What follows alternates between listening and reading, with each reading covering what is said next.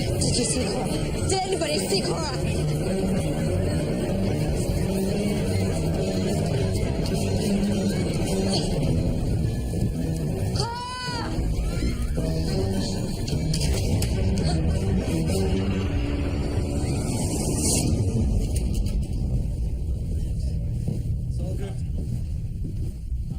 What have we, George? The fire started around midnight, sir. And the cause? An incendiary device was thrown through this window. Glass. Housed in a bottle, it would seem. Gather up all of the shards, see if we can raise finger marks. Some may have survived the fire. What else? The madam couldn't find one of her employees, so she went to look for her in her room. Where she found the victim. Exactly. Right then. Nothing's to be touched. I want a list of everyone that was here tonight. The girls, their customers, everyone. Oh, well, sir, that list could include the mayor, a bishop. I mean, this was, after all, the music academy. It could include the chief constable himself. I want that list. Sir, the body's up this way. This is how the madam found her.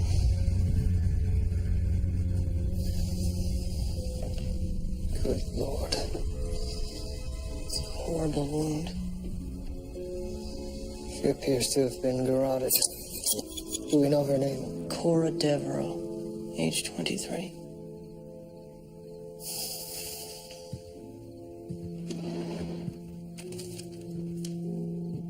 Letters from admirers. It appears Miss Devereaux was a very popular woman. Perhaps it had something to do with her taste in fine spirits. Absinthe. Absinthe. It's a liquor popular in Europe amongst the intelligentsia. It's made with an herb, wormwood, said to cause hallucinations. Hallucinations? How intriguing. Anything else, George? No, sir. That's all the madam would tell me. Oh? Was she being uncooperative? Well, sir, she said she wanted to give the rest of her statement to you, personally. Really? Where is she now? Right here, William.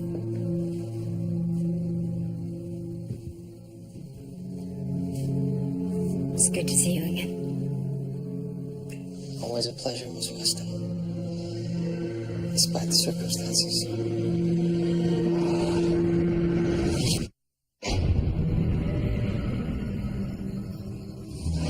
I've always looked after my girls. Arranged doctors, kept their bellies full. Advised on affairs of the heart. I didn't do a very good job with Cora, I'm afraid. What can you tell me about her? Not much. She was in high demand with my customers, even though she'd only been here a short while. Oh? How long? About 6 months. And where was she before that? Montreal. What brought her here? I believe she had a spot of trouble. What kind of trouble? A violent customer. Had she any difficulties with customers here? One. Arthur Webster. The painter? He'd become obsessed with her. In my experience, that can only lead to trouble. I see. He refused to leave tonight, so I had him removed. Tonight? When was this? Around 10 o'clock. 2 hours before you discovered Miss Devereaux's body.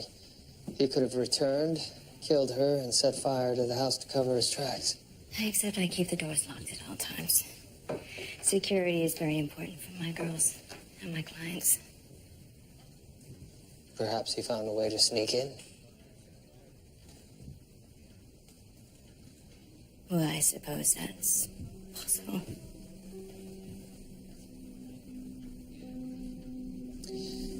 Well, I think that's enough for now, Miss Weston. Thank you. William, in all these years, you haven't changed. Not a bit. And you, Eddie. You've done very well for yourself.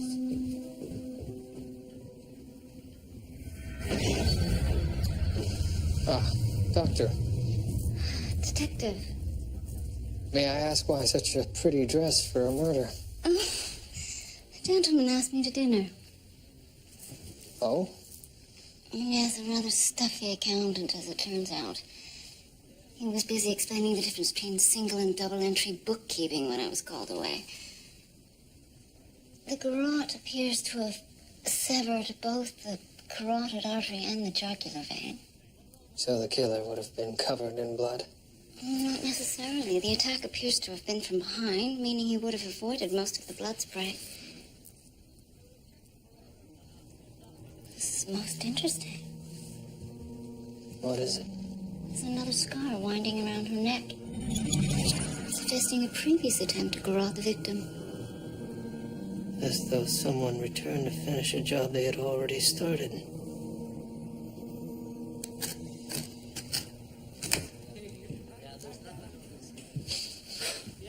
Well, this is a right cock-up. What have you got there? What does the smell remind you of, sir? Mineral spirits? More specifically, turpentine. Fuel used in the firebomb, was it? One of them, likely the accelerant. So like something heavier. Kerosene, more than likely. At least that's what they taught us in the regiment. So the killer chucked it in through the window, hoping to cover his tracks. Yes, but the bomb was poorly constructed, caused more smoke than fire. Many lives were spared. Do we know which of the city fathers were caught with their strides down? Strides. Pants. Yes, I have a list.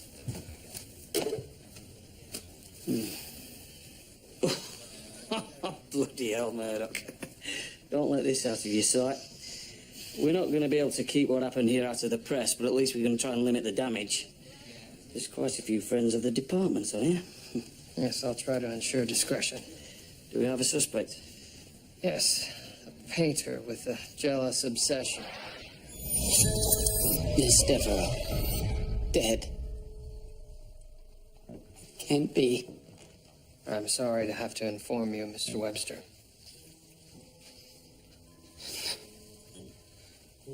Turpentine. To clean my brushes. What of it? We believe it was used to set the fire. Well, surely you don't think that I had something to... Mr. Webster, you had to be forcibly removed from the brothel last night. Sometimes I find it difficult to leave, Miss Devereaux.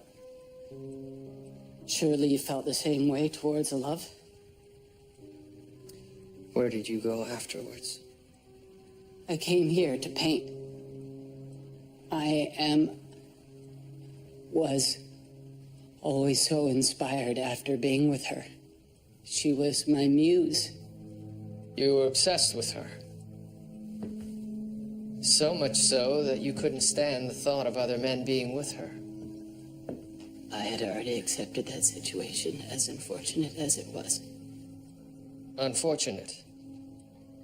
Yes, her heart belonged to another.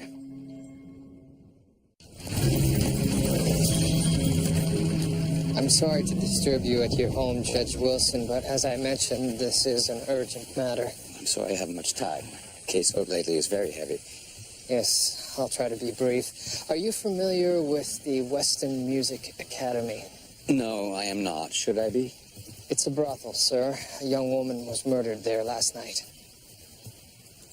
I see. Most unfortunate. Yes, sir, I believe you were a client of the victims. Are you suggesting that I frequent brothels, Detective?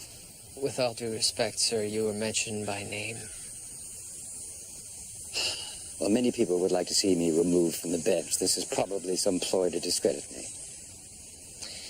Where were you last night? I was working late in chambers, and then I returned home. What time? About 10 o'clock. Had a small glass of sherry, and then I went to bed. And you remained here at home the whole night? You're quite certain? I think I would know if I gotten out of bed, don't you? Now, if there's nothing further, Detective, I'm needed in court.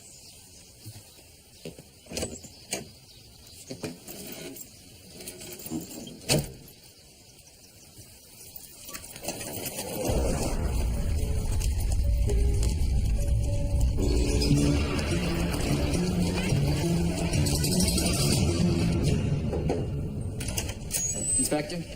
It's a gentleman from the Temperance League to see you, Mr. Beecher. Beecher. Bollocks. And there you go, sir. Send him in. Go on in. Thank you. Inspector, the Temperance League is no longer simply concerned with the evils of drink. All of society's woes require our attention. So the missus has told me, Mr. Beecher. In particular, it's the houses of ill fame and the plight of the women in them that concern us. Same goes for the police. Well, so you say.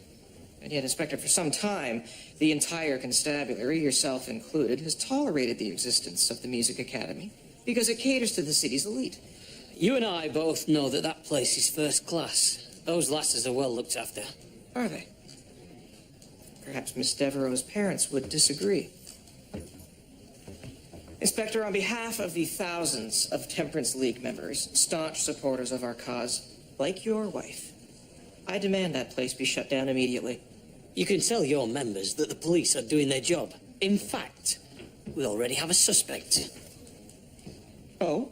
Yes, an artist. An artist. I see. That's somewhat convenient, Inspector, but suspect nonetheless, huh? What are you implying, sir?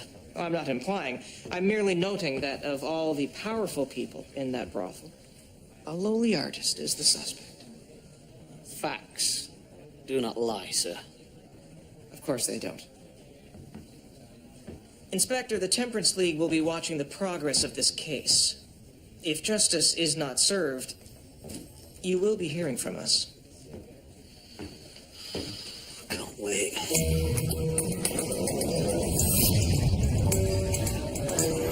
I will place time of death roughly around midnight. Consistent with when the fire broke out. Stomach contents revealed nothing out of the ordinary, except that she'd had an aperitif shortly before she was murdered. Anise-based, I believe. There was a bottle of absinthe in the room. Oh, the Green Fairy. Green Fairy. Yes, the inspiration of many a poet. Some say she could be seen after drinking it. Or overindulging in it. It's a most exotic drink. No doubt supplied by your friend, the madam. How did you two meet? Church function, perhaps? Actually, we met during a case. Her friend, Alice Black, also a prostitute, was murdered. Oh. Fortunately, I managed to save Eddie, Miss Weston's life. I'm sorry. I didn't mean to imply. I also misjudged Miss Weston when I first met her.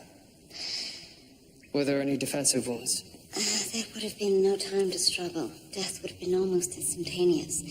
There was this, however. Any idea how she got those scars? A whip or a lash, I should think.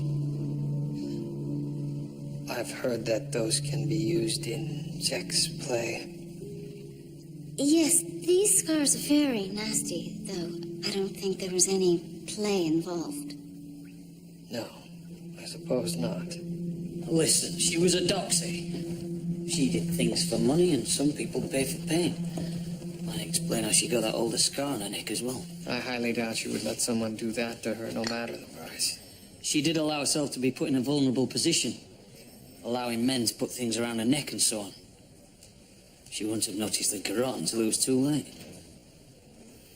Something happened to her in Montreal. I have a mate on the force there. He might be able to tell us a bit more. Sir, there's someone here to see you.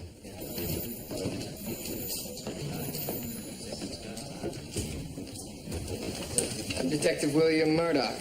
Yes, I'm Paul Wilson, his owner's son. Ah, yes, of course. Mr. Wilson, how can I help you? Well, this is rather difficult, and I fear that it may implicate my father in something unseemly. But if I'm not mistaken, Father told you he didn't go out last night, did he not? That's correct. Well, I remember waking in the middle of the night, and I heard someone come into the house. There was a lot of commotion and banging and whatnot. Did you investigate? This is very difficult for me.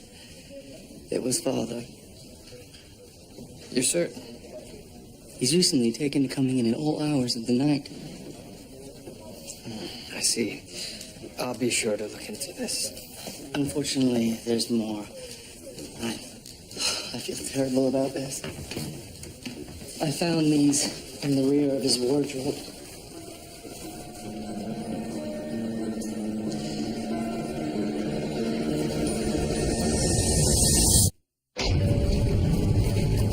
I'll ask you one more time, Judge Wilson. How did you get the blood stains on your clothes? I couldn't tell you. You'll have to forgive me, Your Honor, but you are not being forthcoming. I'm telling you what I know. You also told me you never left your home. I just don't know what happened. How can that be? Either you left your home or you didn't. Such a damn muddle, I can barely remember a thing. Let me help you. You went to the brothel. You saw Miss Devereaux. Yes, Cora. What time was this? At 11 o'clock. And then what? I must have dozed off. We'd been drinking, and when I awoke, there was blood, and she was there beside me. Dead. The next thing I know, I was in front of my door at home. You have no idea how you got there. No. Yet you had the good sense to remove the blood-stained clothing. Yes, I suppose so, yes. But I didn't kill her. Of this, I am certain. How can you be? You don't seem certain of anything else. Have you ever been in love? Deeply and profoundly in love? I have. Well, then you understand when I tell you that no matter how confused I am, I wanted to spend the rest of my life with Cora. Why else would I have asked her to be my bride? He's gone completely daft. A judge just can't up and marry some scarlet woman. He'd be throwing away his career. According to the judge, they were very much in love. Love. Huh. The only thing she loved was his money, and I think the judge finally realised that as well. You think he discovered Miss Devereaux was a gold digger? And in a blind rage killed her. How could he have been in her room and thrown the firebomb at the same time? That's a good point. And for that matter, why not just set fire to the bed with her in it? Why not indeed?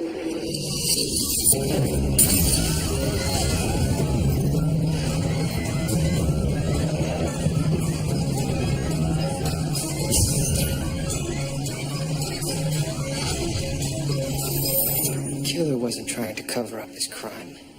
He threw the firebomb to create a diversion. And in the confusion, slips in, goes upstairs, kills Miss Devereaux. Bloody diabolical. Then why is the judge still alive? Perhaps someone wanted us to think that he was the killer. Then again, maybe the judge had a partner and this is all just a wild theory. Seems we've got nothing but questions. Why am I here, William? You know very well why you were here. The judge was in Miss Devereaux's room, wasn't he? I'm sorry. Tell me what happened, and I want the truth this time. Very well. I went to Cora's room looking for her, just as I told you. When I opened the door, I saw him. Holding her. Why? The building was burning, so I helped him out and I had him taken home. Even though he murdered one of your own girls? He did not murder Cora.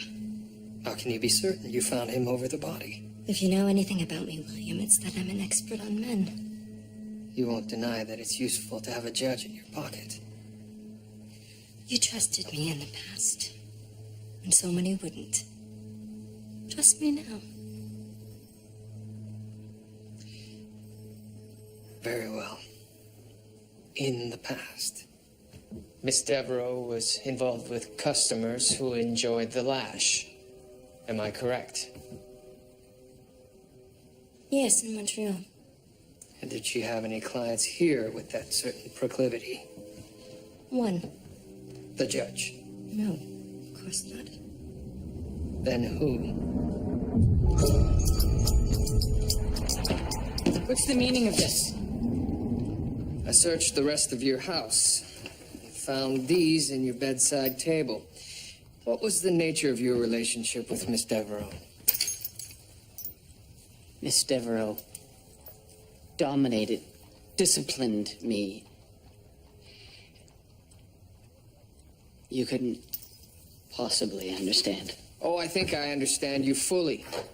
You enjoyed being humiliated, or at least you thought you did, until Miss Devereaux decided to marry the judge. That was too much humiliation for even you to endure. My wanting to kill Miss Devereaux is as unlikely as the judge wanting to. You don't think he had reason? I had only respect for the way he treated Miss Devereaux.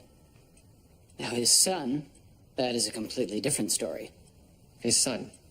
Miss Devereaux had ordered me to accompany her to an opening at the art gallery. Young Mr. Wilson approached her, accused her of being after his father's money, was insulting, and so furious I actually feared he would strike her. I was about to put him in his place, but Miss Devereaux commanded me not to. I see.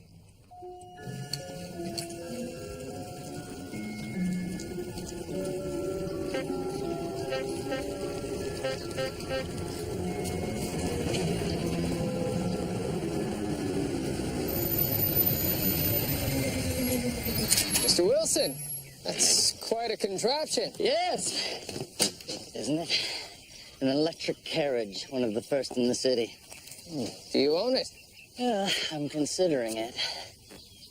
But frankly, it's difficult to get excited about anything, given what's happened to Father. Unless you come with good news. There have been recent developments. Wonderful. Assuming it's something that will exonerate him. I understand you had an extremely vitriolic exchange with the victim. It was a heated argument, true, but I was determined to protect Father. Protect him? From what? From that woman dragging his good name through the mud. She would have ruined him professionally, socially. Financially? Well, that is what happens when one falls victim to an avaricious manipulator who's only after one's estate. Certainly is. Are you saying you suspect Paul? His behavior makes me curious. His behavior? He had a heated argument with Miss Devereaux. Paul did not take well to my decision to marry Cora. And why not? I've coddled Paul since his mother died. He worshipped her. Most likely he thought he was defending her honor. Perhaps. Or perhaps he felt that his finances were being threatened by your impending marriage. Well, I don't see why he would feel that way. I had my attorney drop a contract, leaving him half of my estate in the event of my death. What if half wasn't enough? Detective, my son's flaws are many. He's a talented pianist who never plays. He requires constant validation from friends who don't care for him. He's never worked a day in his life. But he's still my son. I see. If I may, how were you planning to deal with the ramifications of your marriage? No need to be delicate, Detective. Cora's dream was to have a home by the sea. And I bought us a cottage I found on the tip of Cape May. We were going to leave as soon as possible, just it wasn't soon enough. I loved Cora deeply. Never let a day go by without telling her. It's cold comfort, but at least I didn't make that mistake.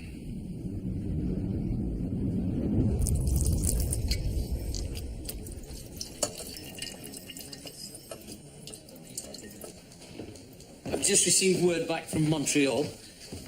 What's that then? It's a sample of the firebomb fuels collected from the carpet in the brothel. I'm hoping that by identifying them, it might lead us to the killer. And how do you propose to do that? Specific gravity. Much like separating cream from milk. I'll have to send it to the university, however. I would do it myself, but I don't have a centrifuge. No, that's a shame. Anyway, back to Montreal. It seems there were two rather nasty garrote attacks on prostitutes there. One of the victims survived, went by the name of Cora Devereaux. So we have a prostitute running from a killer. Comes to Toronto to hide. But her past comes calling. Sir, might I interrupt? Yes, George. Have you news on the case? You could say that.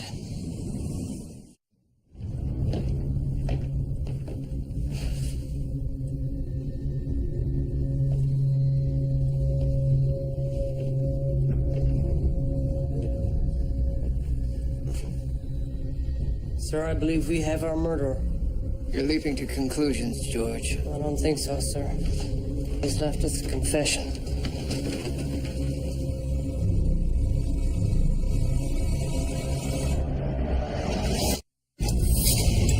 Mr. Webster suffered cerebral edema. He was obviously cyanotic. And I found petechiae on his skin and in his eyes. The cause of death was asphyxiation. So your findings are consistent with suicide. That troubles you? Yes, something about this crime just isn't sitting right with me.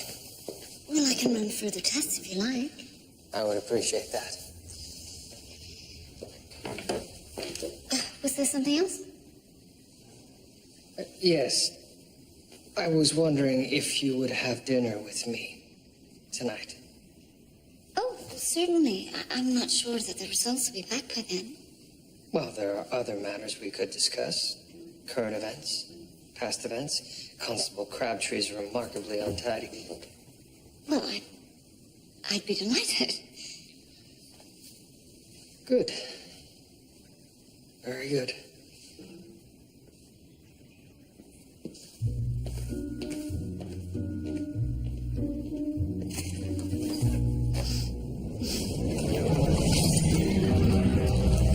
Mr. Beecher, I thought I should inform you personally before the newspapers publish. We've shut down the Music Academy. The details are all there for you. Very good, Inspector. So this Mr. Webster hanged himself. That's right. And a confession written in paint found by his side. Near the body, yes.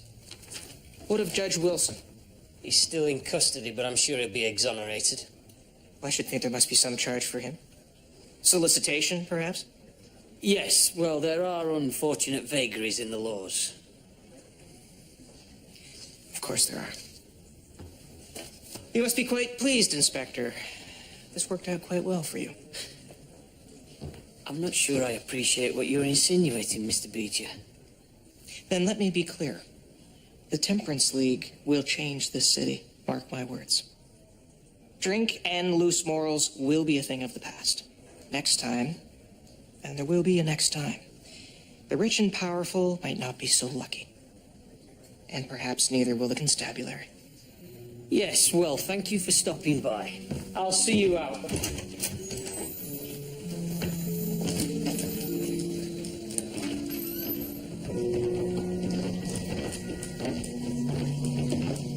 Hello, Miss Weston. Spare me your false sanctimony.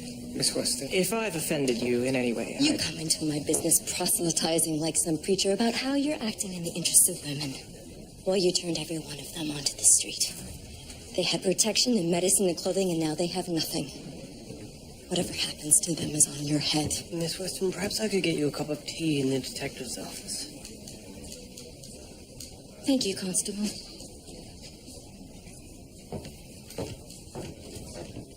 The poor woman. I don't think we've been formally introduced. Detective William Murdoch. Who might you be? Levi Beecher. It's a pleasure. Change is coming. Spread the good word.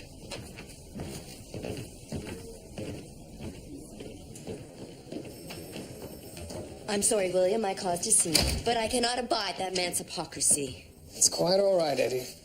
I need you to tell me more about the nature of the relationship between Miss Devereaux and Arthur Webster. He referred to her exclusively as Miss Devereaux, did he not? Always. Then why would he write, "Forgive me, Cora," at the scene of his death? I have no idea. So let me try to understand this. You don't think Arthur Webster killed himself because he wrote Cora instead of Miss Devereaux on his suicide note, which apparently is no longer a suicide note. That's my thinking, yes. Did it ever occur to you that maybe he ran out of room? Miss Devereaux is quite a long name to write. Sir. Bloody hell, Murdoch. I thought we had this all wrapped up. There's also no connection to Montreal, sir. I'm gonna have that bloody temperance bastard breathing down my neck again.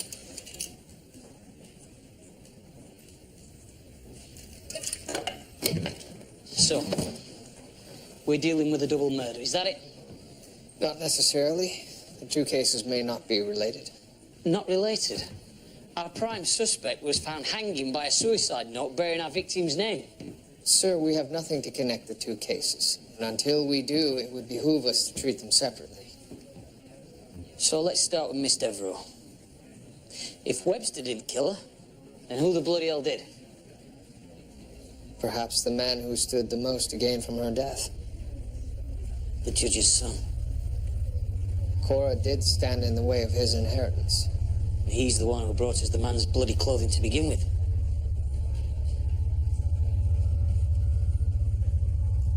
What are you thinking? Could I get you a spot of something to take the edge off? Oh, Pims and lemonade would be nice. Yes, well, I think you might have to make do with tea.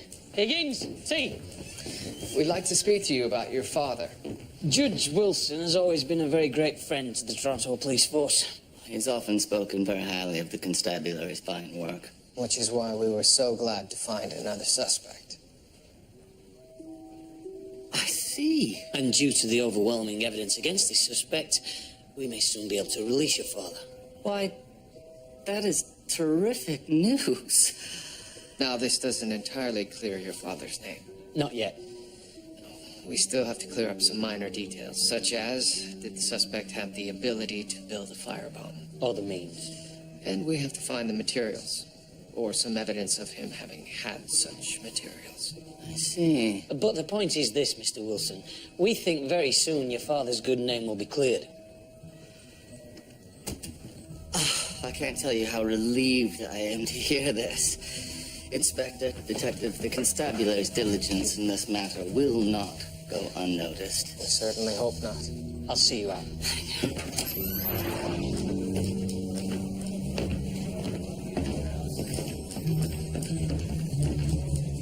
George? Sir? The trap has been set. Sir.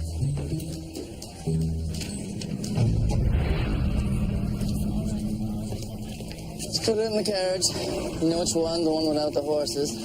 Careful with that.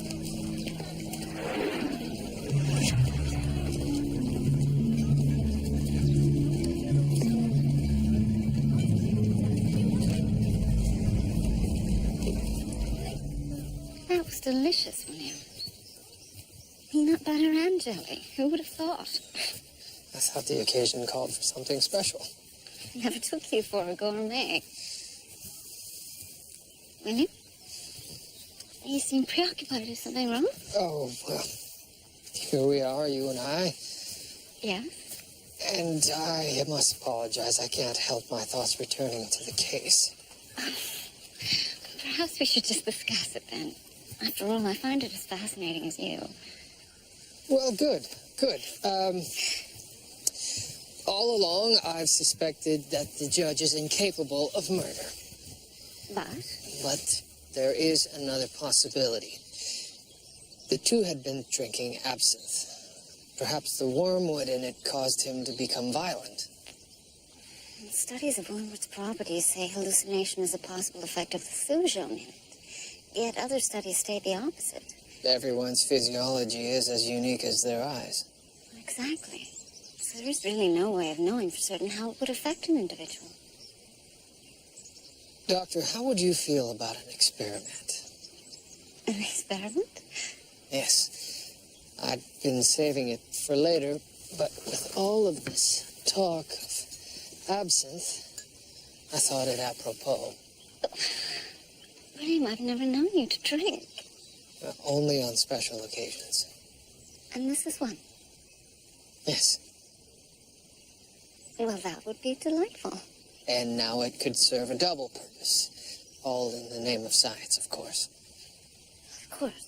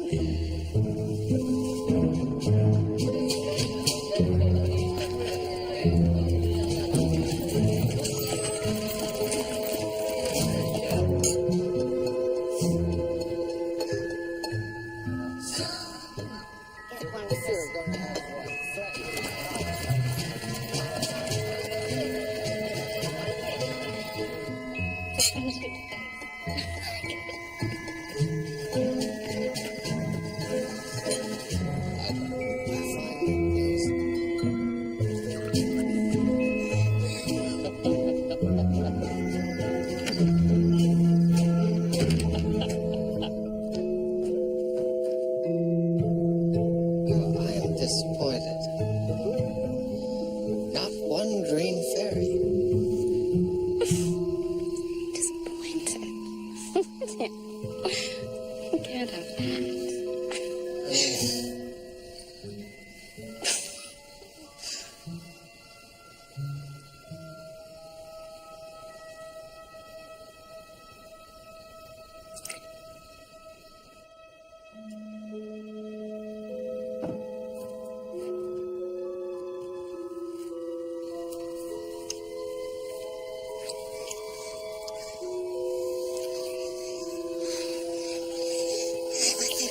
Where this is headed. Very happy with where I am, thank you. No, that wasn't what I meant. Oh? Yes. Oh. Mrs. Kitchen doesn't usually allow visitors. No. No. I was talking about precautions. Precaution? Yes. I mean, do you have anything? Oh, you mean...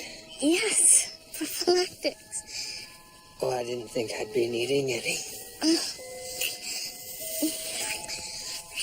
We do. We really do. How very modern of you. What are the other chances? But for tonight, saner heads must prevail. For tonight.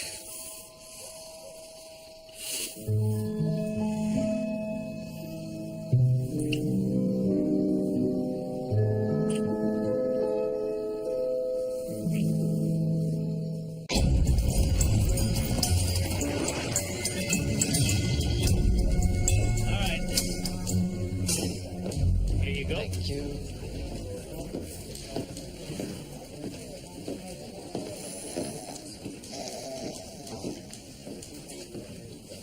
George. Oh, sir. I'm sorry. I must have nodded off writing up my report. Are you all right, sir? I'm fine. I guess we've both had a long night. What did you find out on your surveillance? Well, sir, it seems Paul Wilson took the bait entirely. Here's a list of items he purchased directly after your meeting. I guess we just wait. And not for long, apparently.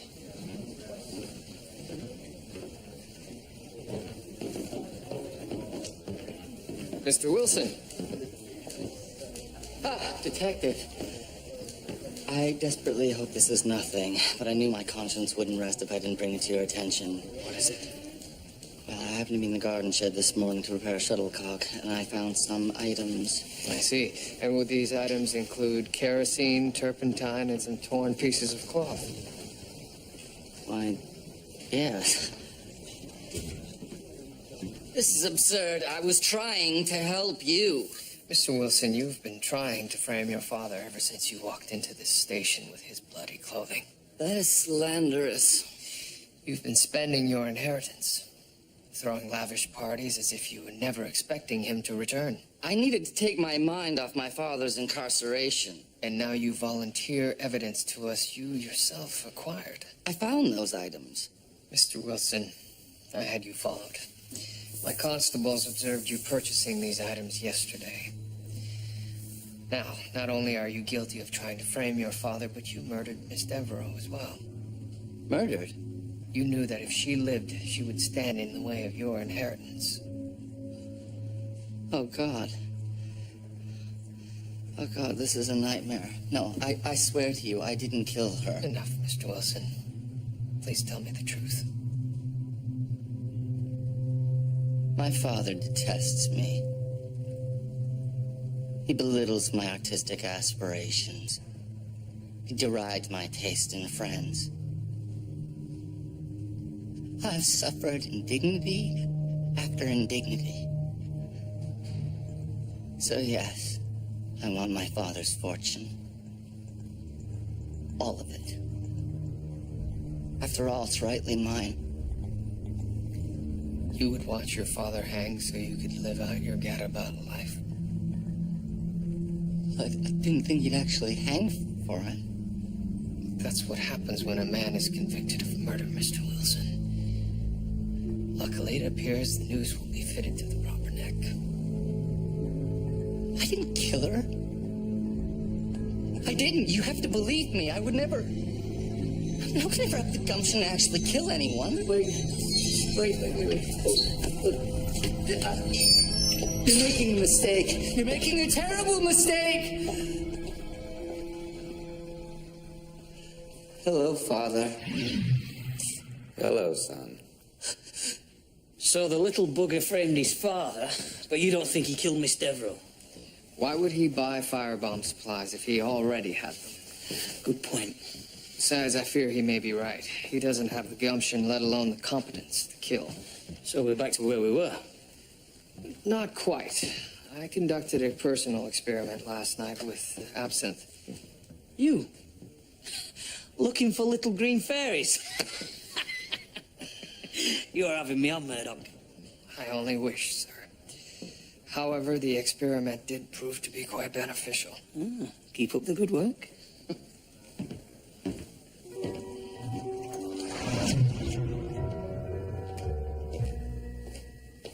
Good morning, Julia.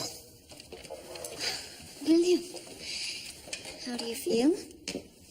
My mind is elated, but my body seems to be in a state of rebellion. Well, we did consume the better part of a bottle of absinthe last night. However, the experiment portion of our evening was not a complete failure. How so? We drank far more absinthe than the judge and Cora. In fact, here's the bottle from her room. Far less indeed. Then why were they so much more effective? Are you suggesting that something might have been added to the absinthe they drank? It would explain why the victim showed no signs of struggle. She was unconscious. And why the judge was so disoriented. Could it have been laudanum? Possibly. Why? I just received Arthur Webster's toxicology results. And there was laudanum in his blood. So much so that I suspect he was unconscious when he hanged himself. I'll run some tests on the absence right away. And I'll find out where the bottle came from.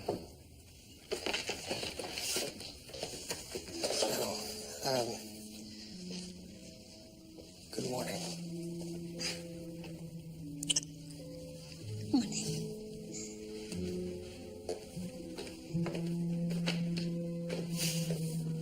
The bottle came in a delivery package for Cora, with her favorite flowers and French perfume. It was sitting in a basket on her night table when I came. She thought I'd sent it. Well, he was always lavishing her with exotic gifts, so I just assumed it was Judge Wilson. She was so happy with it, I didn't want to tell her it wasn't for me. She loved absinthe. She said the wormwood would give us the most delicious visions. But all it did was put me to sleep. So whoever sent the absinthe knew that Cora had a taste for it. As well as for flowers and perfume. They must have had a history. Montreal again. Most likely.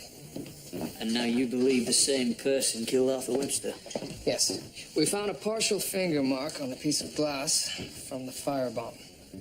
Note the occluded swirl just off-center. We found another finger mark on a glass at Arthur Webster's house, not his.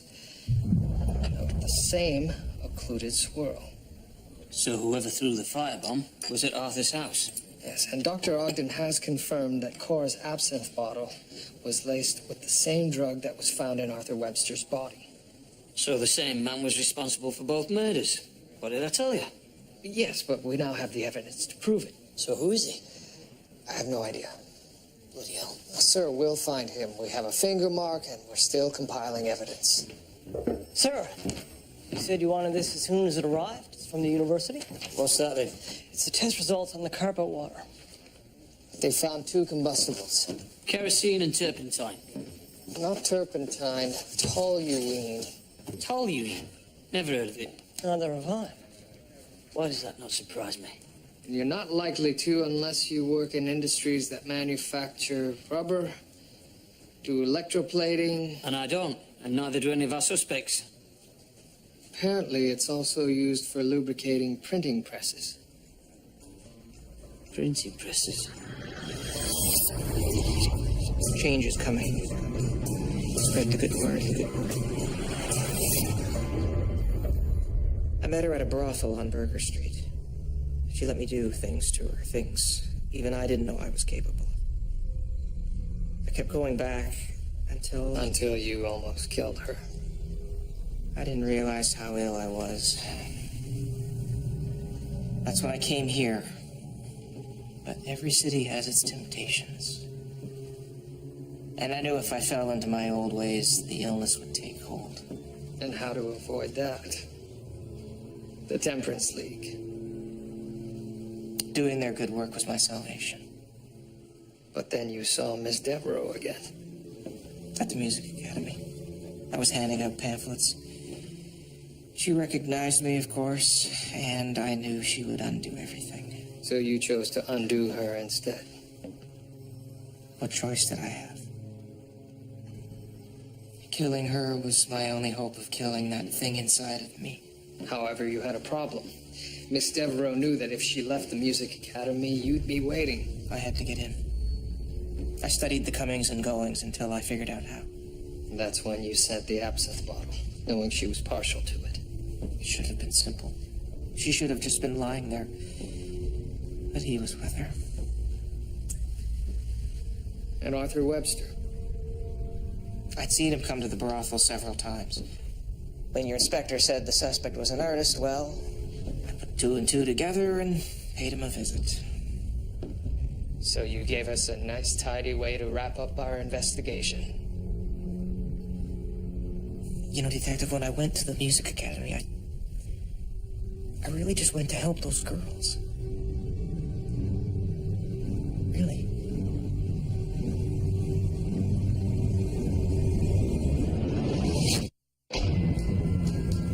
Why didn't Cora tell me about Beecher? I'd have protected her. Or is that why she finally said yes to me, just to help her get away again? I have no doubt that Cora's feelings for you were genuine, Your Honor. How could you know that?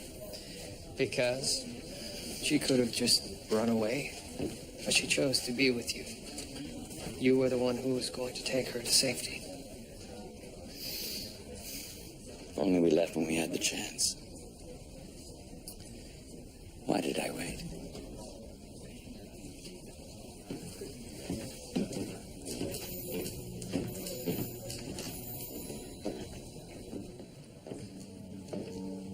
Miss Weston. I've come to say goodbye, William. You're leaving.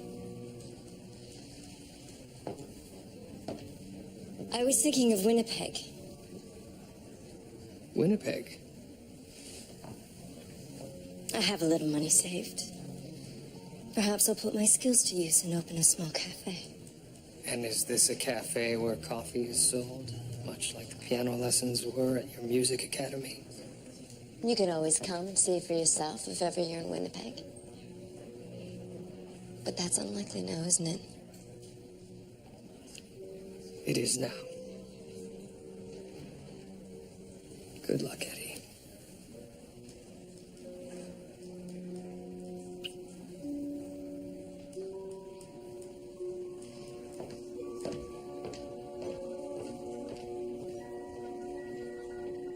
Julia, I have something to tell you. Yeah? Last night, what happened between us, it should never have happened. Oh. Well, what I mean to say is that I shouldn't have waited so long to share my feelings towards you. Well, William, you should know that you're not the only one that lives inside their head. No? No. Well, perhaps another picnic is in order then. That would be splendid. Without a visit from the Green Fairy this time. I think that would be wise.